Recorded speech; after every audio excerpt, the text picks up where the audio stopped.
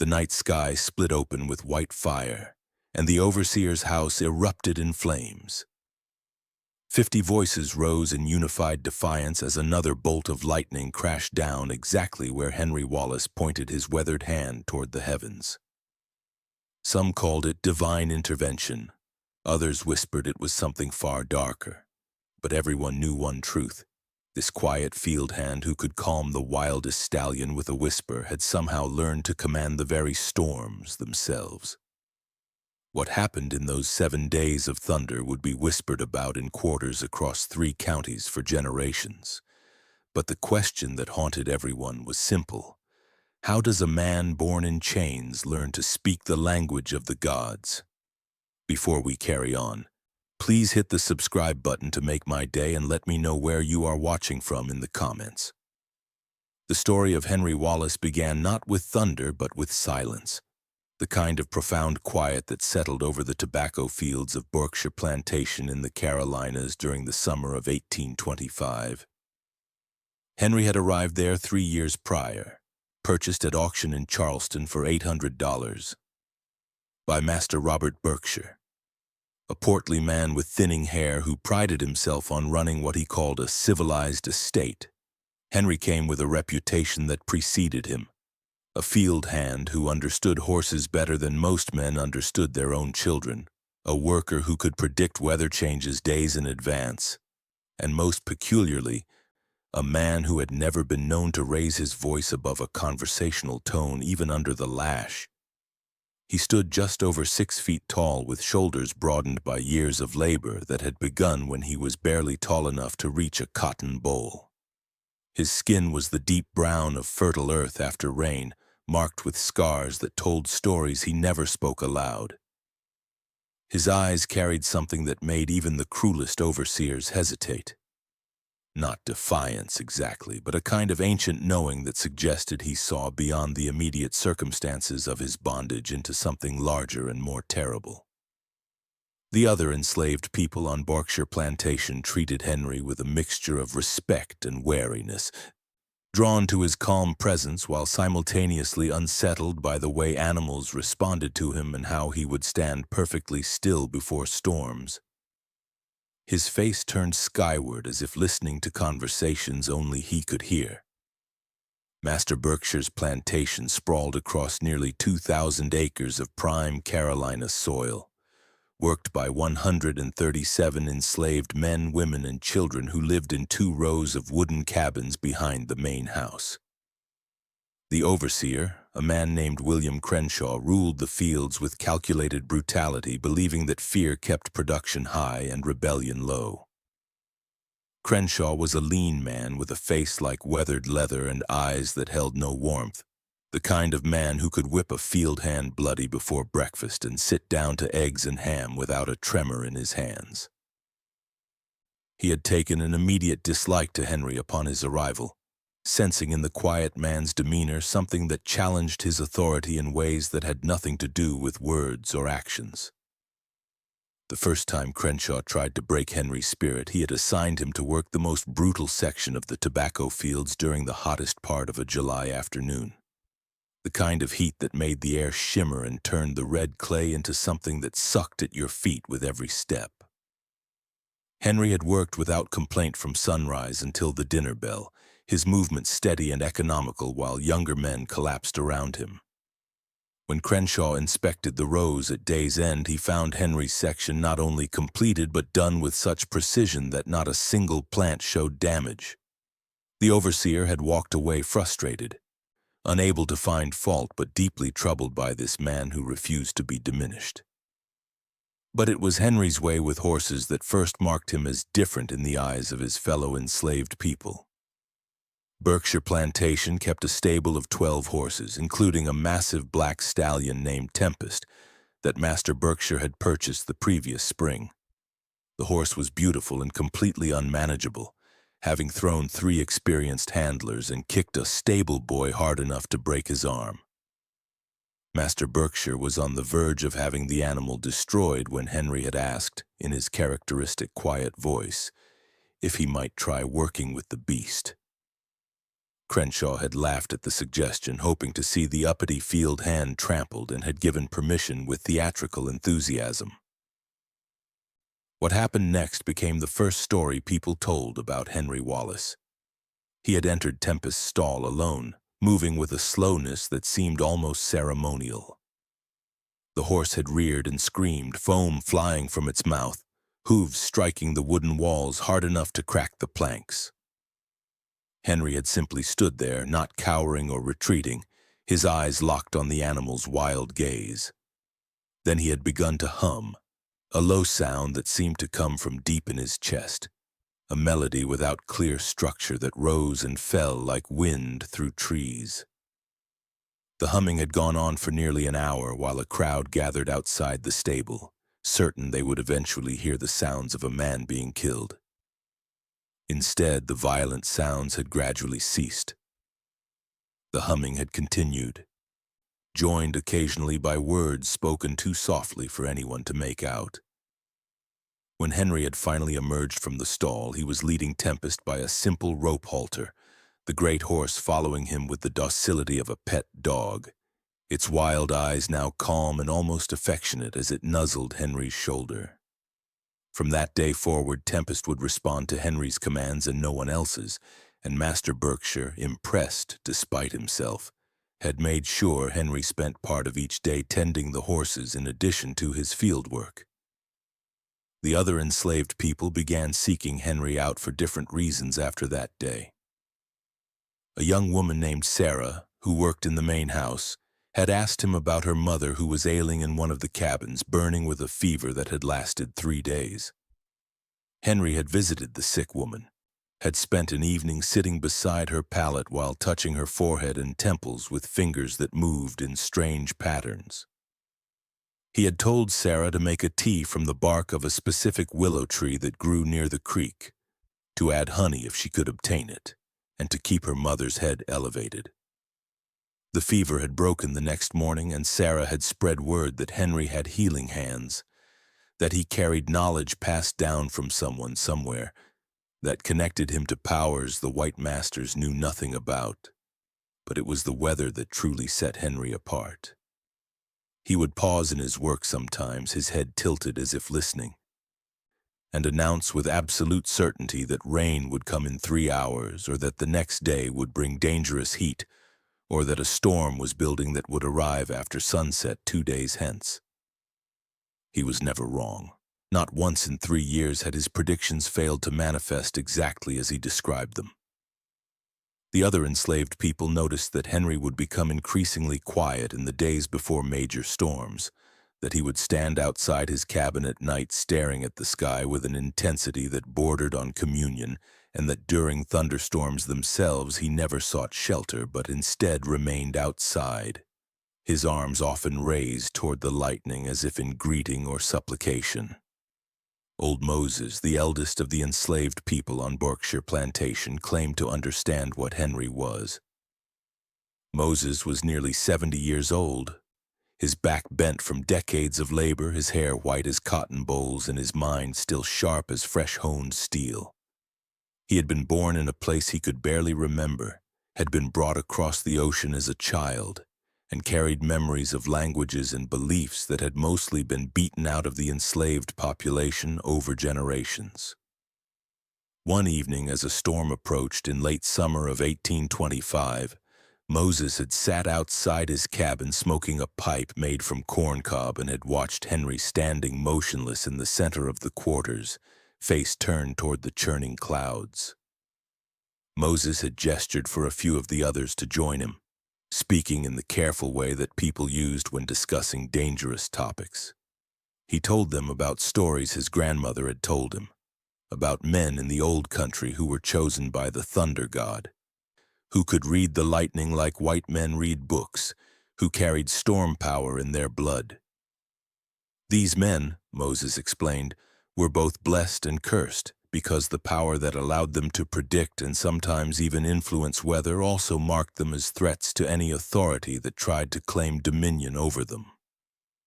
Such men rarely lived long lives, Moses said, because they either burned themselves out from the inside with the force they carried, or those who feared them found ways to destroy them before they could become too powerful. The younger people had listened with varying degrees of belief, but everyone had noticed that as Moses spoke, the wind had picked up and the storm had grown more violent, and Henry, still standing in the open, had raised both hands toward the sky at the exact moment a massive bolt of lightning had struck a dead tree at the edge of the tobacco fields, splitting it down the middle with a crack like a cannon shot. Henry had stood unmoving as the rain had begun to pour down, and even from a distance those watching could see that he was smiling, not with joy but with something that looked almost like recognition, like a man hearing his true name spoken aloud after years of silence. Through the autumn and winter of 1825 and into the spring of 1826, Henry continued his quiet existence, working the fields, tending the horses, and offering his weather predictions with increasing accuracy. But something was changing in him that those who paid close attention could perceive. He spoke even less than before. His silence is growing deeper and more profound. His eyes took on a distant quality, as if he was seeing through the immediate world to something beyond it. And during storms, his behavior became almost alarming to those who witnessed it. He would stand with arms outstretched, his mouth moving in words no one could hear, and the lightning would strike closer and closer to where he stood as if drawn to him, as if responding to an invitation only he could issue. Sarah, who had become something close to a friend after he had helped heal her mother, tried to talk to him about what she was seeing. She found him one evening in early June behind the stables, his eyes fixed on the western horizon where dark clouds were building. She had approached carefully, speaking his name softly so as not to startle him. When he had finally turned to look at her, she had almost stepped back from the intensity she saw in his face. She had asked him directly, afraid of the answer but more afraid of not knowing what he was doing when he stood in the storms, what he was saying, what he was trying to accomplish. Henry had been silent for a long moment, and Sarah had almost given up on receiving an answer when he had finally spoken, his voice carrying a weight she had never heard in it before. He told her that the thunder spoke in a language older than any human tongue, that lightning was the visible form of a conversation between earth and sky that had been happening since the world began, and that some people, very few people, carried in their blood a resonance that allowed them to hear and sometimes participate in that conversation. He said that he had always heard it faintly, like music from a distant room, but that in recent months it had grown louder and clearer, and that he was beginning to understand not just the language but the intentions behind it.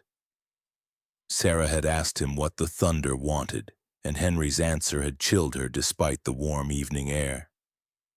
He said the thunder wanted nothing because it had no wants in the way humans understood them, but that it responded to certain kinds of emotion, particularly rage and grief and the howling injustice of suffering that cried out for correction.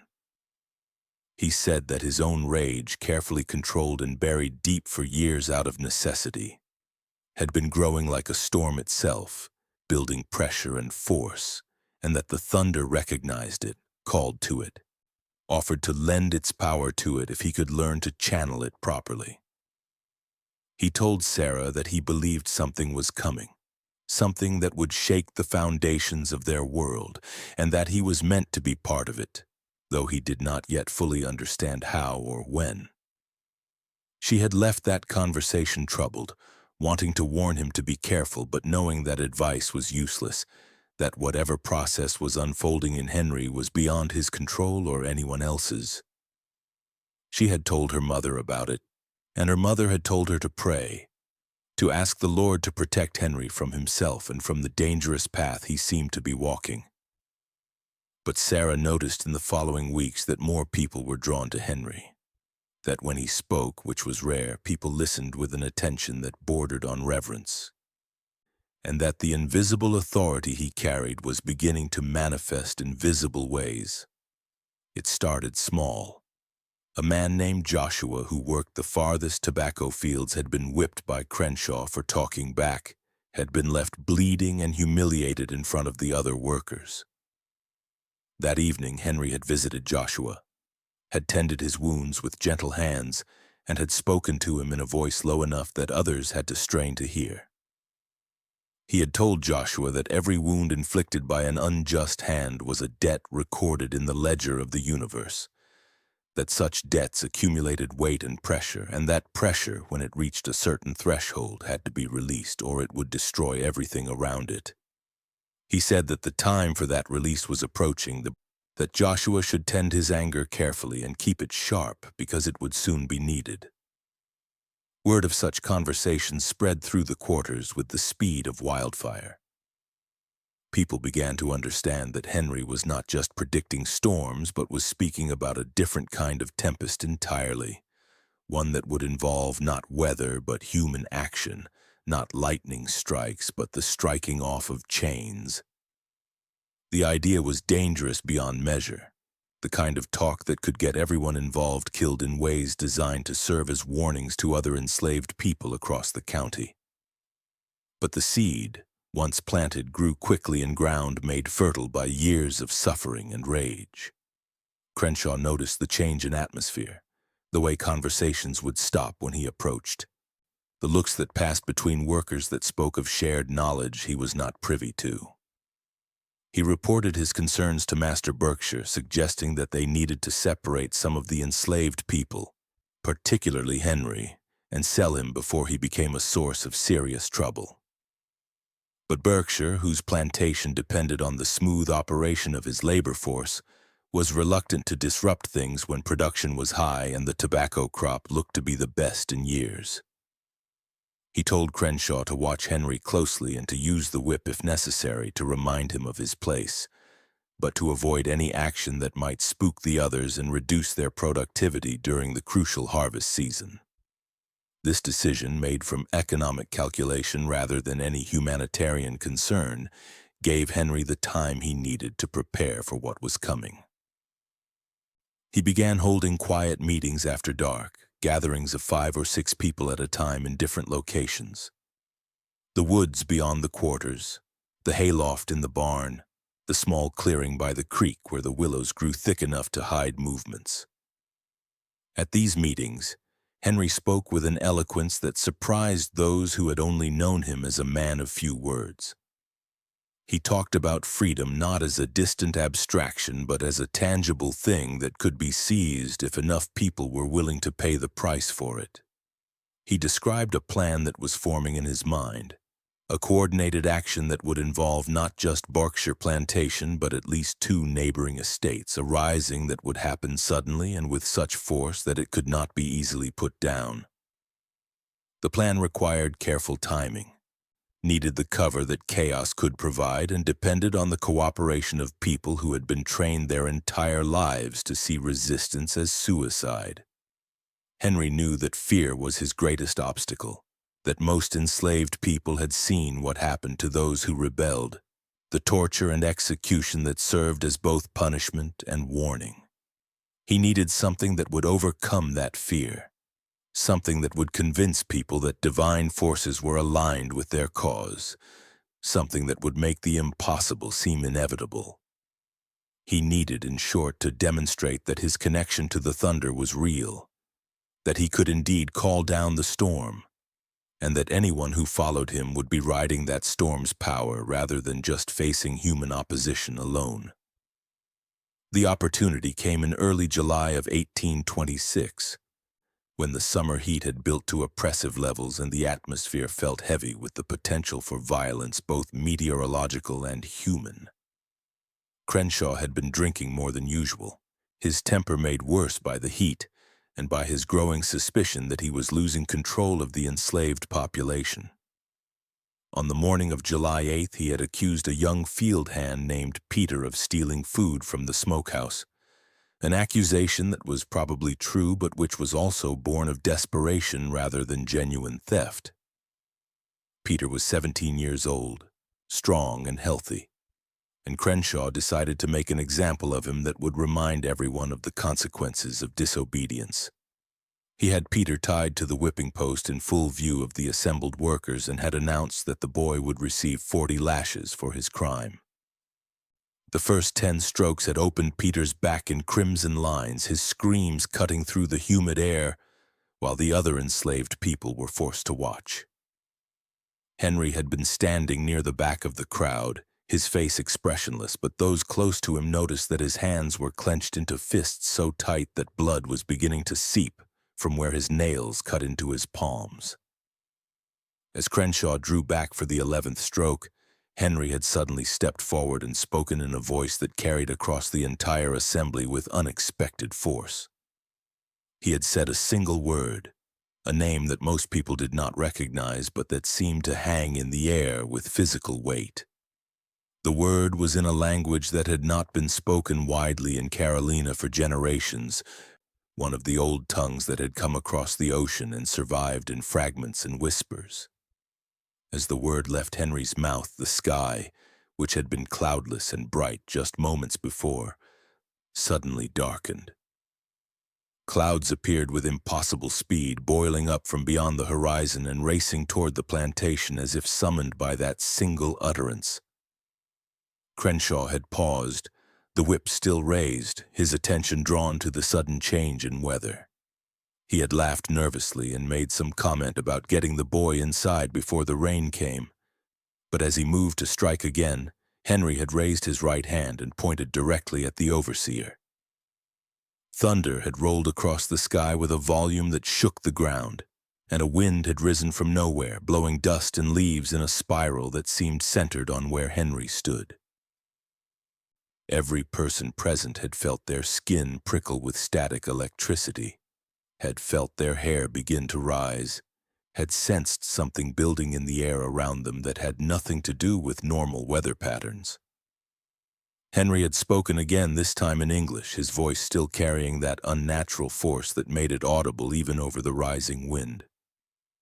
He had said that the blood of the innocent cried out for justice, that the thunder heard those cries and would answer them, and that any man who continued to shed that blood would face consequences that came not from human hands but from the storm itself.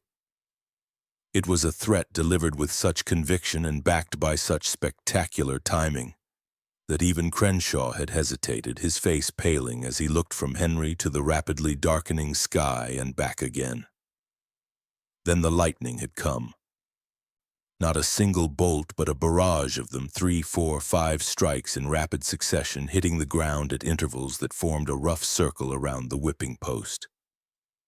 The thunder that followed was simultaneous with the lightning, indicating that the strikes were happening directly overhead, and the concussive force of the sound had knocked several people to their knees. Peter, still tied to the post, had screamed in terror but had remained unharmed, the lightning striking close enough that he could feel the heat but never touching him directly. Crenshaw had dropped the whip and run for the main house, his earlier bravado completely evaporated in the face of what appeared to be divine intervention on behalf of the enslaved. Master Berkshire had witnessed the entire scene from his porch and had been as shaken as everyone else. He was not a superstitious man by nature, had been educated in Charleston and prided himself on his rationality, but what he had just seen defied rational explanation. The sudden appearance of the storm at the precise moment Henry had spoken, the lightning strikes that had formed a protective circle around the whipping post, the way the wind had seemed to respond to Henry's raised hand, all of it suggested forces at work that science could not easily account for. He had ordered everyone inside and had sent a slave to cut Peter down and take him to the infirmary, and then he had sat in his study with a glass of whiskey that he drained and refilled 3 times while trying to decide what to do about Henry Wallace. In the quarters that night, while the storm continued to rage outside with unusual intensity, the mood was electric with something more than fear. People gathered in whispered groups, recounting what they had seen, arguing about what it meant, and most importantly, beginning to believe that Henry was indeed connected to something larger than himself. That his predictions about coming change might not be the fantasies of a desperate man, but prophecies that would manifest with the same force as the lightning he seemed able to command. Sarah found Henry sitting outside his cabin despite the rain, his face turned upward toward the storm, his lips moving in silent words while lightning illuminated him in stark white flashes. She had asked him if he had really called the storm, and he had turned to look at her with eyes that reflected the lightning in ways that went beyond simple light reflection. He told her that he had not called the storm so much as asked it to come, that he had spoken in the language it understood and had offered it something it wanted, his rage, his grief, his burning need for justice, and that the storm had responded because such emotions carried a resonance that matched its own fundamental nature. He said that what had happened that morning was only the beginning, that he could feel a much larger storm building, one that would make the day's display look like a candle flame compared to a wildfire. Sarah had felt fear then real and deep, not of Henry himself but of what he was becoming, of the forces he was invoking and of the consequences that would inevitably follow.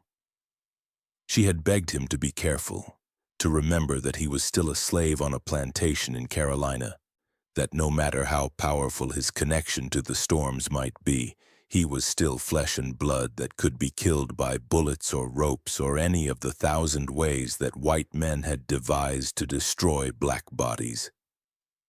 Henry had smiled at her concern, a sad smile that carried knowledge of his own mortality, and had told her that he had never expected to survive what was coming, that from the moment he had first truly heard the thunder speaking to him, he had understood that this path led to his death, but that some things were worth dying for, and freedom was chief among them.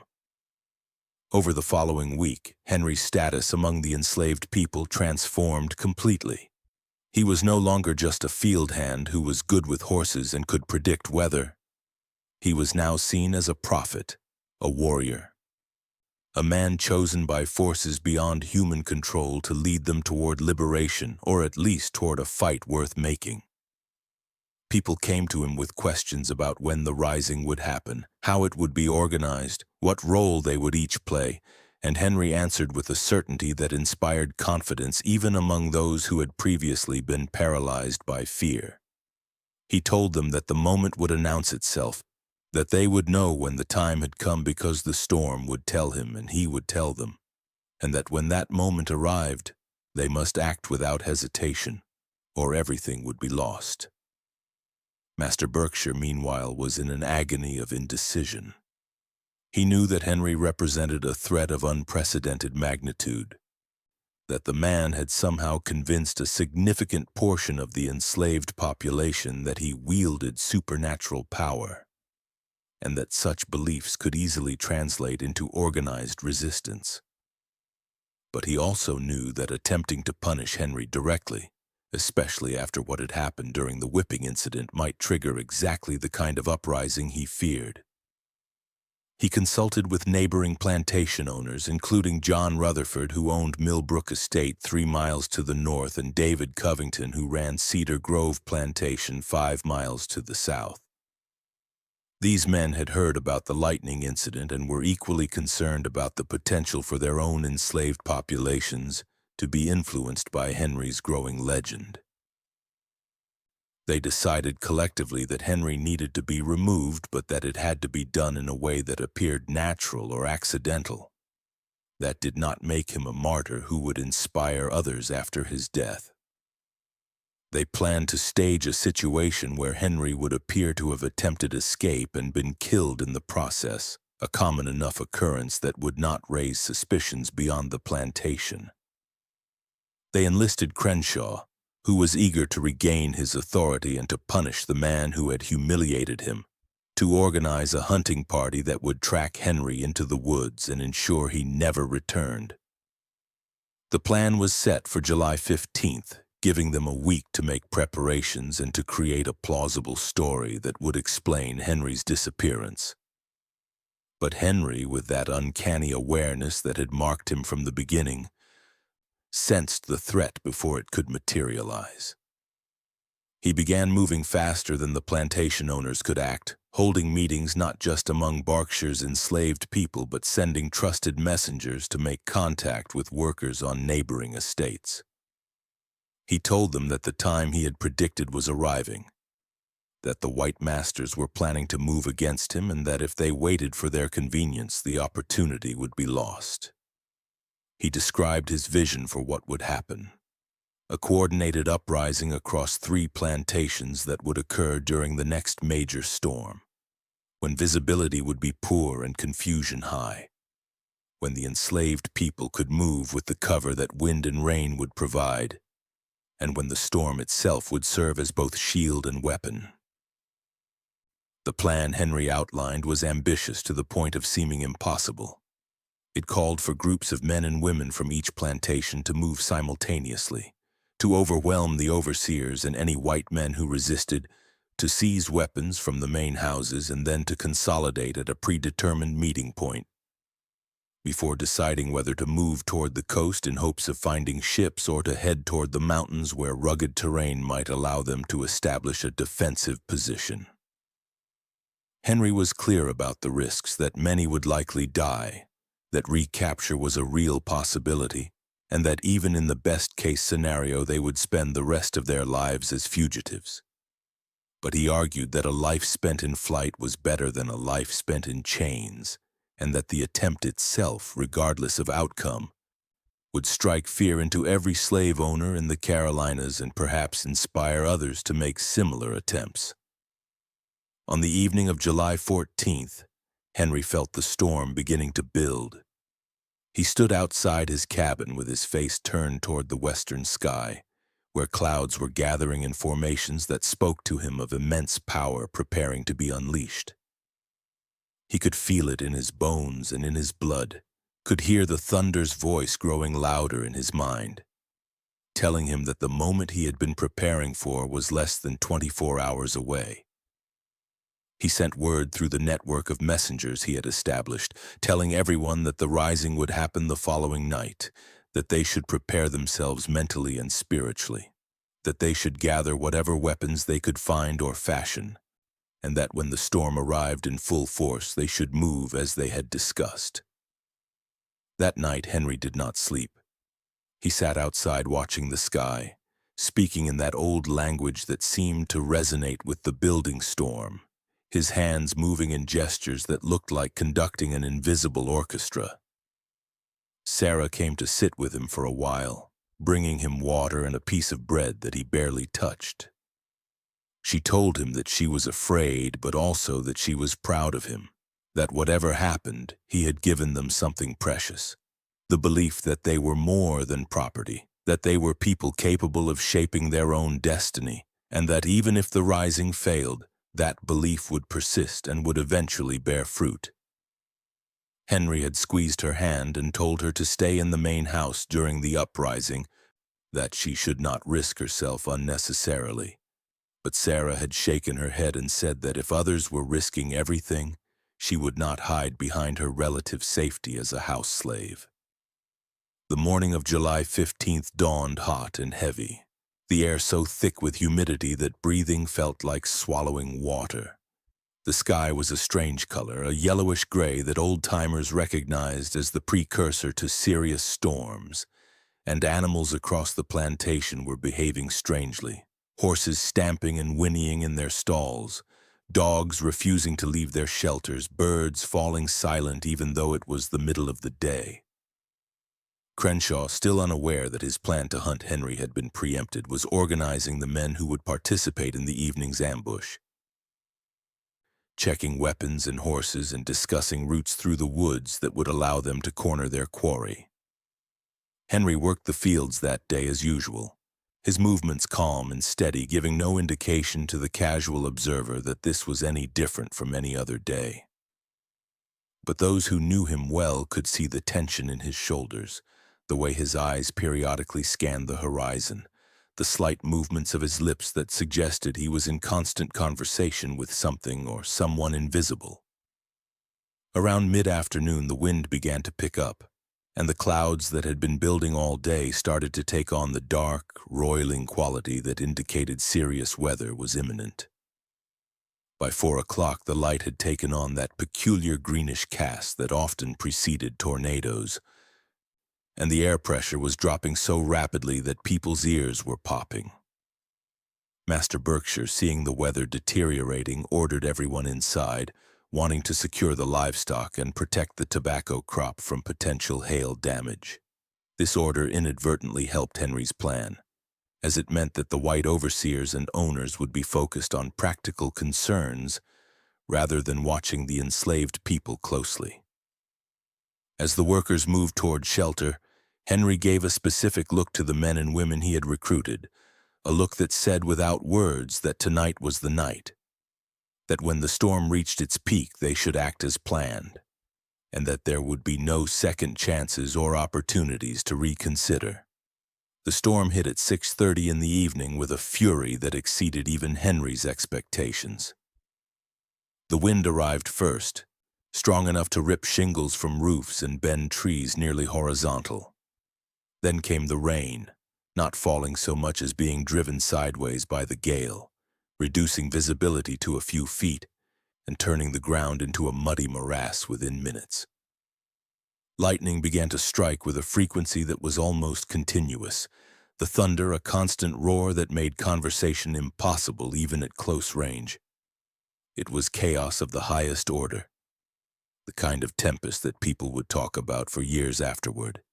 And it was into this chaos that Henry Wallace led 53 men and women in an uprising that would become legend. The first target was Crenshaw's house, a small structure near the main plantation building where the overseer lived alone.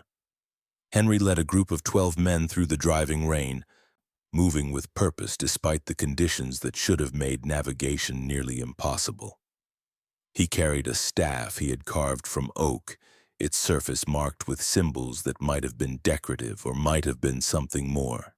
And as they approached the house, he raised the staff toward the sky and spoke words that were lost in the thunder, but that seemed to coincide with an enormous lightning bolt striking a tree directly behind the structure. The tree exploded with the force of the strike, huge branches crashing down onto the roof of Crenshaw's house, caving in one entire side of the building and starting a fire that the rain should have extinguished but somehow did not.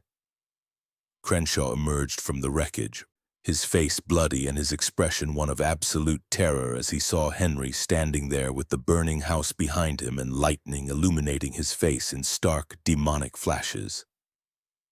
The overseer tried to run but slipped in the mud, and before he could regain his feet, several of the men who had suffered under his whip for years were upon him.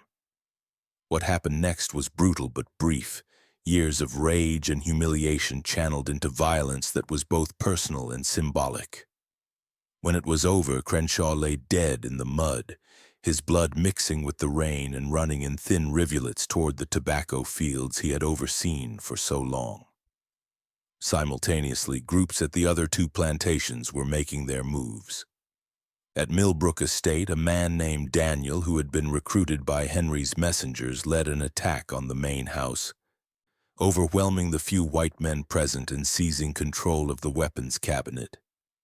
At Cedar Grove Plantation, a woman named Rebecca, who had lost 2 children to sale and a husband to the whip, led a group that set fire to the cotton storage buildings, the flames visible for miles despite the rain. The coordination was remarkable, 3 separate groups acting in concert despite having minimal means of communication, united by the belief that Henry's connection to the storm would somehow protect them and ensure their success. Henry's group moved next toward Berkshire's main house, a substantial 2-story structure that represented everything he had come to despise about the system that had stolen his life and his freedom. As they approached, more enslaved people joined them, swelling their numbers to over 40, all armed with whatever they had been able to find, axes, scythes, clubs, a few old muskets that might or might not fire. Master Berkshire, having heard the commotion and seen Crenshaw's house burning, had barricaded himself inside with his wife and 2 grown sons, all of them armed and prepared to defend their property and their lives. Henry stood before the house with the storm raging around him, and for a moment he seemed to be in direct communication with the tempest itself. His arms were raised, his face turned toward the sky, and his voice, though individual words could not be heard over the thunder, carried a rhythm and cadence that matched the storm's own fierce drumbeat. Lightning struck closer and closer to the house, each bolt illuminating the scene in flashes that made everything look like a series of photographs. Frozen moments of rebellion and defiance. One bolt hit so close to where Henry stood that several people later swore they saw electricity arc from the strike point to his raised hands, though this might have been a trick of the light or might have been something more. Henry called out to Berkshire, his voice somehow carrying over the storm, telling him that the age of his dominion was ending, that the thunder had passed judgment and found him wanting, and that he could surrender now and be allowed to leave with his family, or he could resist and face the consequences that divine wrath would bring. It was theater, performance, psychological warfare designed to terrify and to convince both Berkshire and the attacking force that supernatural powers were aligned with their cause. Berkshire, to his credit, or perhaps his foolishness, chose defiance, shouting back that he would die before yielding his property to slaves and opening fire with a musket through a second-story window. The battle that followed was brief but intense. The enslaved attackers had numbers and rage on their side, but the defenders had superior position and weapons. Bullets struck several of the attackers, killing 2 men and wounding 3 others. But the return fire and thrown projectiles forced the Berkshires to retreat from the windows.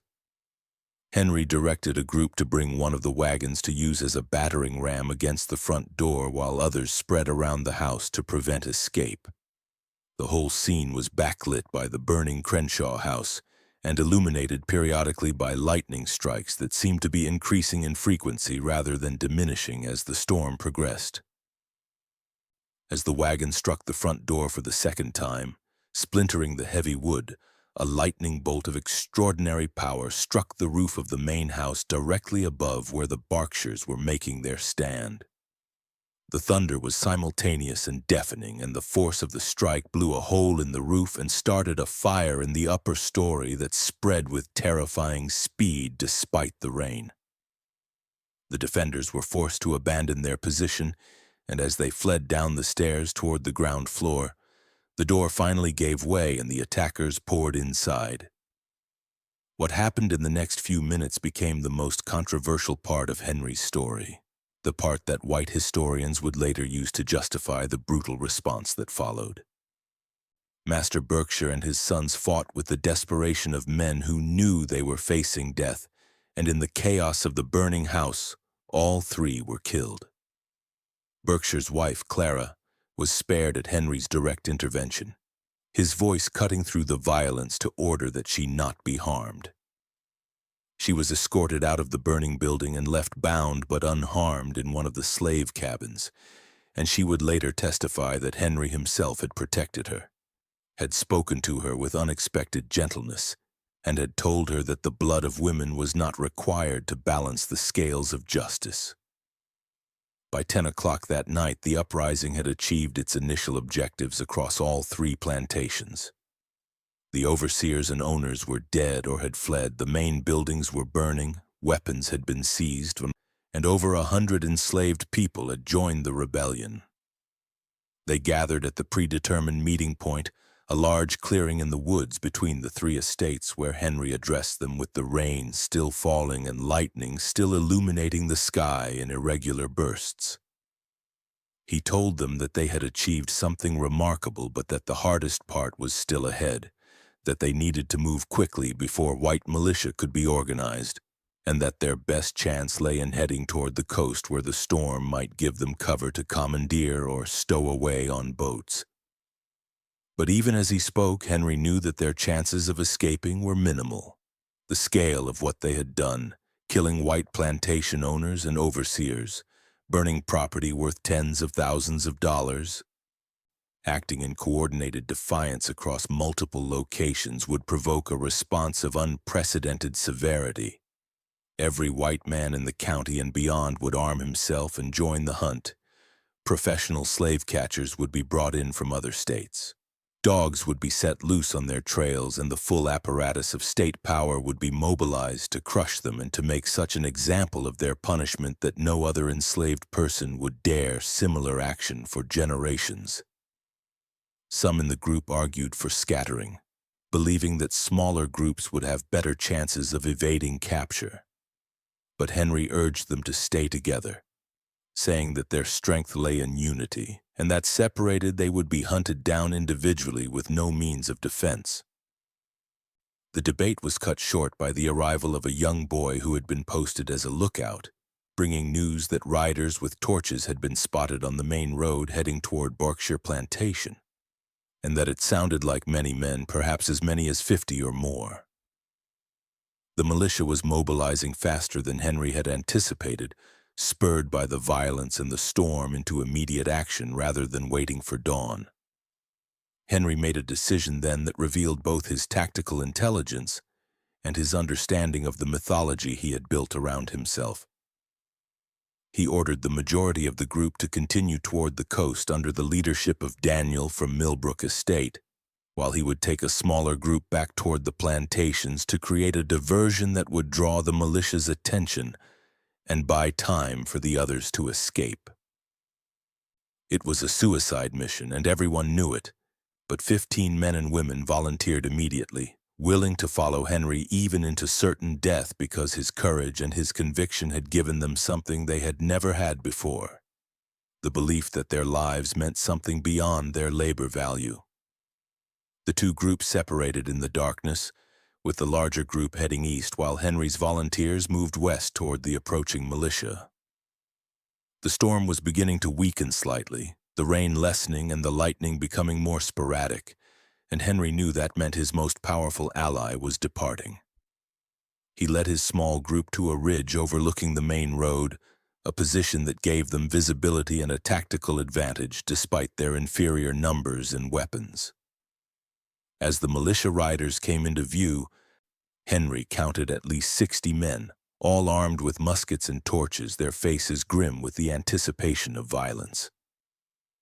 Henry had his group spread out along the ridge, making themselves visible in the intermittent lightning flashes.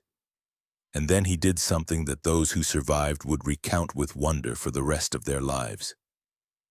He stood at the highest point of the ridge, clearly silhouetted against the storm-dark sky, and began to speak in that old language again, his voice rising and falling with a cadence that matched the rhythm of the thunder.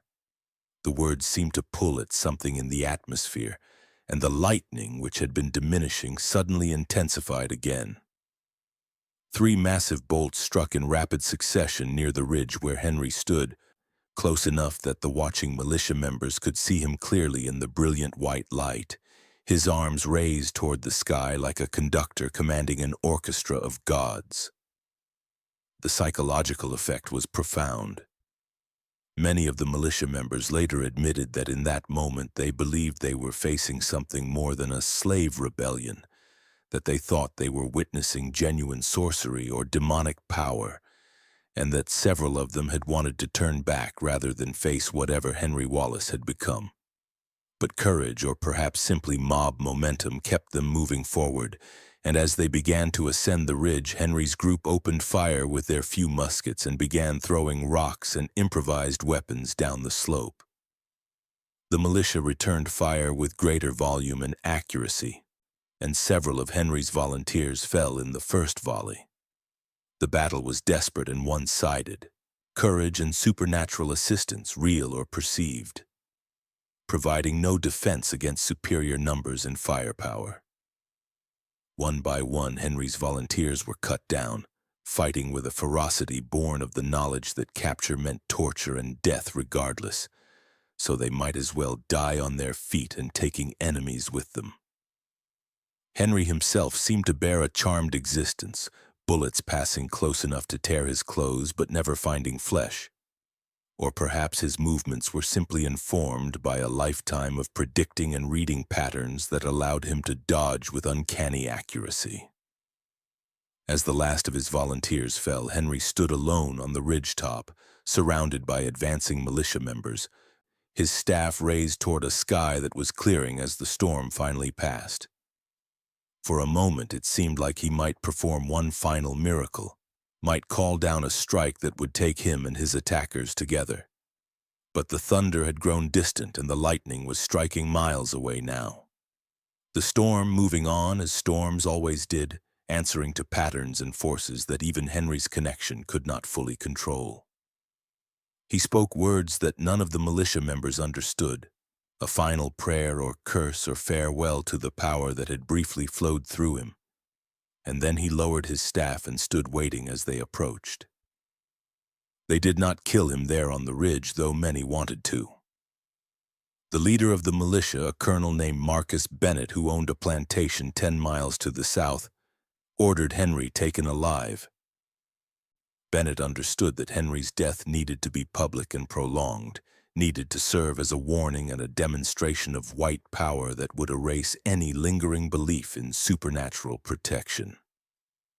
They bound Henry's hands behind his back and began the march back toward what remained of Berkshire Plantation, where already people from surrounding areas were gathering, drawn by news of the uprising and eager to witness justice being administered to its leader.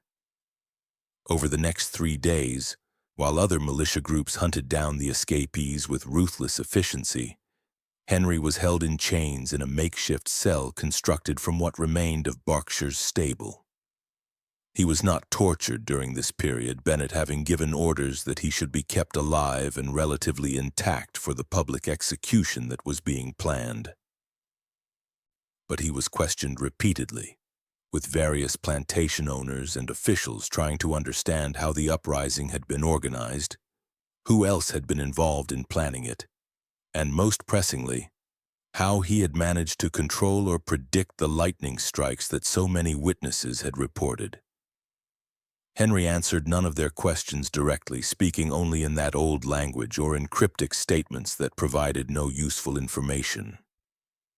He told them that the thunder would not forget what had been done in its name, that storms would continue to come and that each one would carry the memory of this night, and that one day, perhaps not soon but inevitably, the storm of liberation would sweep across the entire South and wash away the institution they had built on stolen lives. The men questioning him dismissed these statements as the ravings of a fanatic or a madman, unable or unwilling to see that Henry was speaking a larger truth about historical forces already in motion.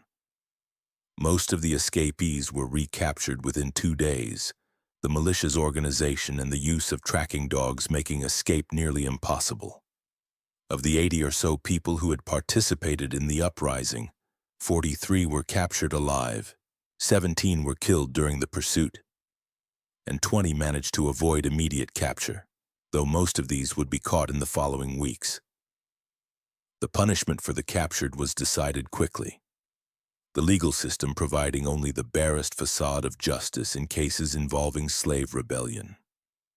All would be executed, but the manner of execution would vary, with the leaders receiving the most severe treatment while others would be granted the relative mercy of hanging. Henry's execution was scheduled for July 21st, exactly 1 week after the uprising began. A scaffold was erected in the center of what had been Berkshire Plantation's main yard, and notices were sent throughout the region inviting people to witness justice being served. Over 500 people gathered on the appointed day, a crowd that included plantation owners, overseers, poor whites, free blacks who were forced to attend as a reminder of what resistance brought, and even a few enslaved people who were made to watch so they could report back to others what happened to those who defied the system.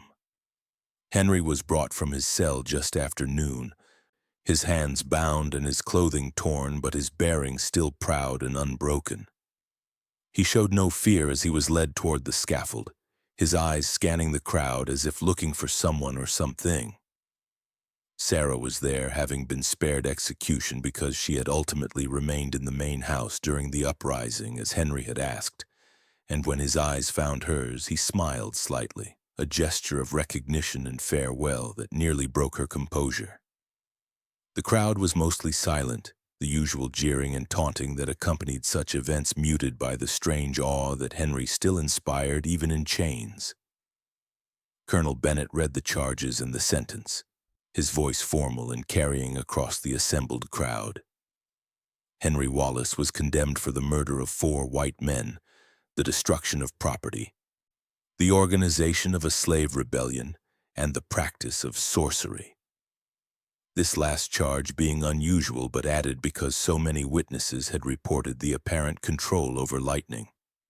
When asked if he had any final words, Henry turned his face toward the sky, which was clear and bright with not a cloud in sight, and spoke in a voice that carried surprising strength given his circumstances. He said that he regretted nothing, that every blow struck against those who had enslaved him and his people was righteous, and that the storm he had called was only the first drops of a rain that would eventually become a flood. He said that the thunder knew his name now, that it would carry his story in every crack and boom that followed, and that people throughout the region would hear his voice in future storms and would remember that a man had once stood against the institution of slavery and called divine power to his aid. He said that he would die with the satisfaction of knowing that he had lived as a free man, if only for 7 days, and that those 7 days of freedom were worth more than a lifetime of survival in bondage. Then he spoke again in that old language, a long string of words that seemed almost like singing, and as impossible as it should have been given the clear sky. A single dark cloud appeared on the western horizon. It grew with remarkable speed, racing toward the plantation as if pulled by Henry's words. And within minutes the bright day had turned dim as the cloud blocked the sun. Wind began to blow. Not the gale force of the previous week's storm, but strong enough to make the scaffold creak and the hangman's noose swing. Lightning flickered within the cloud, and distant thunder rolled across the landscape, and for a moment the crowd stirred uneasily, wondering if Henry Wallace was about to call down divine intervention to save himself. But the miracle, if it could be called that, was not rescue but simply presence. As the noose was placed around Henry's neck and the executioner prepared to release the trap door, lightning struck a tree at the edge of the yard with a crack that made everyone jump. The thunder that followed was immediate and deafening, and in its echo Henry's last words were almost lost, almost but not quite. He said simply and with absolute conviction that the storm was eternal, that it would outlast slavery and those who profited from it, and that his spirit would ride it until the day when all people stood as equals. The trapdoor opened, and Henry Wallace fell, his neck breaking cleanly in what was meant to be a merciful death by the standards of the time.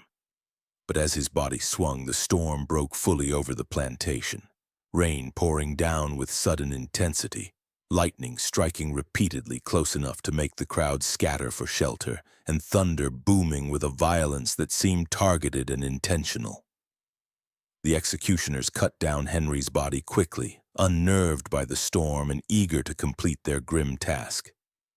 But as they moved his corpse toward the unmarked grave that had been prepared, a lightning bolt struck the exact spot where they were planning to bury him, blasting a crater in the earth that made burial there impossible. His body was eventually interred in a different location, a quiet spot at the edge of the plantation's property line, marked by no stone and meant to be forgotten. But the story of Henry Wallace was not so easily buried. Within weeks, enslaved people throughout the Carolinas were whispering about the field hand who had spoken with thunder, who had led a storm of rebellion and who had died calling down one final tempest as witness to his defiance. The story grew with each telling, acquiring mythological dimensions that made it difficult to separate fact from legend. But at its core remained a simple truth. A man had resisted the institution that claimed to own him, had done so with remarkable courage and apparent supernatural assistance, and had died free if only in spirit. The other participants in the uprising were executed over the following weeks, their deaths less theatrical, but no less final. Sarah survived, living another 40 years and becoming known in the quarters as a keeper of Henry's story, telling it to children and grandchildren until she died in 1866. 1 year after the Emancipation Proclamation made Henry's dream of freedom a legal reality for all enslaved people in Confederate states. She always insisted that the parts about the lightning were true, that she had witnessed them herself, and that Henry Wallace had indeed possessed a connection to storms that science could not explain. Modern historians debate the factual accuracy of Henry's story, with skeptics arguing that the lightning strikes were simply fortunate coincidences that were later embellished through retelling, while others point to the consistency of witness accounts and the documented timing of the storms as evidence that something unusual was indeed happening. The truth, as is often the case with such legends, likely lies somewhere between the extremes. Henry Wallace was certainly real, his rebellion certainly happened, and the storms that accompanied his actions were documented by multiple sources. Whether he actually controlled those storms or simply possessed an extraordinary ability to predict them, and a gift for dramatic timing that convinced others of supernatural power, is perhaps less important than what his story represented. He became a symbol of resistance, a demonstration that enslaved people were not passive victims but active agents who would seize opportunities for freedom when they arose. His legend inspired others, contributed to the growing tension that would eventually erupt in the Civil War, and provided psychological support to people who needed to believe that divine forces were aligned against the institution of slavery. In black churches throughout the South, preachers would invoke Henry's name, speaking of him as a Moses figure who had tried to lead his people to freedom. And in the slave quarters, parents would tell their children about the man who spoke with thunder, keeping hope alive through story. The 3 plantations where the uprising took place never fully recovered.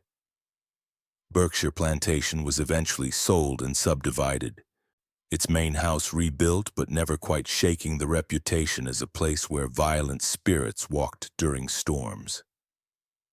Millbrook Estate and Cedar Grove Plantation suffered similar fates, the events of July 1826 casting a shadow that made them undesirable properties. By 1870, all 3 had been abandoned or transformed beyond recognition, the grand houses falling into disrepair while the land was worked by free laborers who commanded wages and lived in their own homes. Lightning continued to strike with unusual frequency in the area where Henry died, enough so that locals began calling it Thunder Ridge, despite the fact that the actual topography was relatively flat. Trees struck by lightning were often left standing as informal monuments, their blackened trunks visible for miles and serving as landmarks and reminders of the story. During major storms, people reported hearing voices in the thunder, and while this could easily be dismissed as audio pareidolia, the phenomenon was reported often enough to become part of the region's folklore.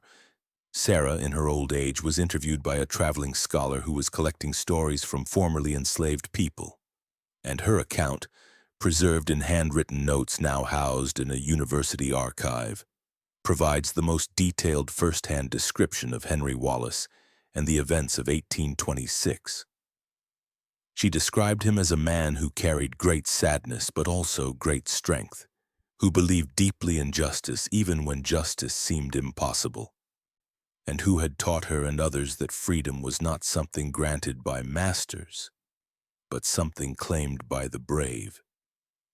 She said that she thought of him every time thunder rolled and that she believed truly and completely that some part of him was still present in those storms, still fighting, still calling for liberation, still speaking in the language of the tempest.